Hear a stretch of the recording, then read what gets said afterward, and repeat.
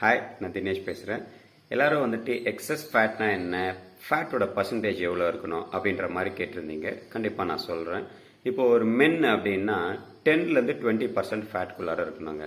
அதே ஒரு ஃபீமேல் இருக்காங்க, ஒரு லேடி இருக்காங்க அப்படின்னா 20லேருந்து 30%குள்ளார ஃபேட் இருக்கணுங்க. ஸோ ஃபேட்டை எப்படி நம்ம செக் பண்ணிக்கலாம் அப்படின்னா, நம்ம போய் பெரிய டெஸ்ட் எல்லாம் எதுவும் எடுக்க வேணாங்க. ரொம்ப சிம்பிளான விஷயங்களே நம்ம வந்துட்டு ஃபேட் செக் பண்ணிக்கலாம்.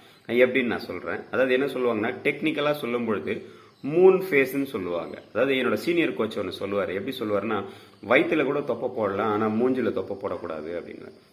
ஸோ மூன் ஃபேஸ் இருக்கும் பொழுது நமக்கு வந்துட்டு எக்ஸஸ் ஃபேட் உடம்புல அக்குமுலேட் ஆயிருக்குன்னு அர்த்தம்.